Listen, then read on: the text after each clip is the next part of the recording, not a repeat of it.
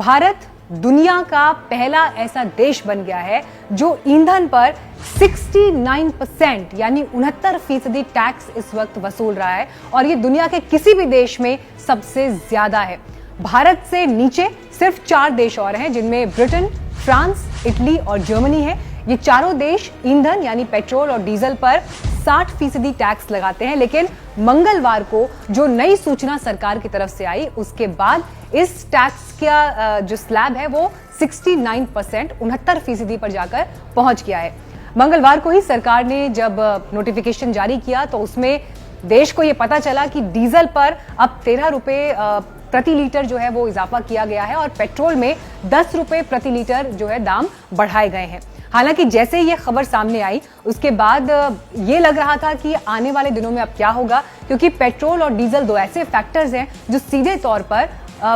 आम ग्राहक के जनजीवन को प्रभावित कर सकते हैं, आपकी और हमारी जेब पर असर डाल सकते हैं। लेकिन जैसे खबर सामने आई और इसे लेकर तरह तरह के रिएक्शंस भी आ रहे थे, उसके बाद सरकार की तरफ से एक क्लैरिफिकेशन दिया गया जो मैं आपके सामने इस वक्त पढ़ भी रही हूं। क्लैरिफिकेशन में सरकार ने यह कहा कि एक्साइज ड्यूटी में बढ़त का ग्राहकों पर असर नहीं होगा, क्योंकि इस साल कच्चे तेल की कीमतें काफी कम है और इसीलिए रेट नहीं बढ़ाए जाएंगे। इस साल भारतीय बास्केट के क्रूड का रेट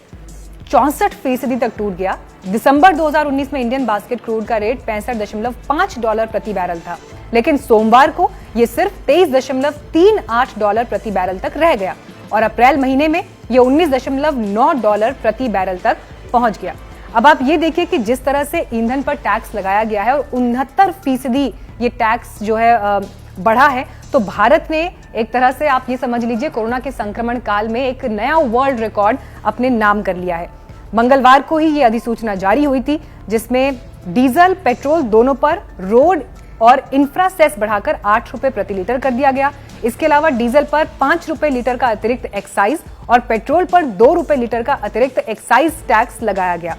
साथ में आप ये भी ध्यान रखिए कि भारत में किसी एक दिन में ये सबसे ज्यादा टैक्स जो है वो पेट्रोल और डीजल पर लगाया गया है। किसने सोचा था कि कोरोना संक्रमण के दौर में जब बहुत सारे ऐसे काम हो रहे होंगे जो पहली बार हो रहे हैं, क्योंकि एक ऐसी परिस्थितियां पूरे विश्व के सामने आई जिसने नई तरह से चुनौतियों से लड़ने के लिए विश्व को तैयार होने के लिए कहा, तो ऐसे में डीजल और पेट्रोल पर भी जो टैक्स लगा है वो एक दिन में सबसे ज्यादा हो जाएगा। और आइए अब आपको ये बताते हैं कि दुनिया के बाकी देशों में ईंधन पर इस समय किस तरह से टैक्स लगाया जा रहा है, क्योंकि सिर्फ हिंदुस्तान ही अभी कोरोना के संक्रमण से पीड़ित नहीं बल्कि यूरोपीय देशों में भी जिस तरह की समस्याएं हैं, तो भारत इस वक्त पहले नंबर पर है ईंधन पर टैक्स लगाने के मामले में और उसके बाद जो देश हैं उनमें जर्मनी, फ्रांस, इटली, ब्रिटेन शामिल है।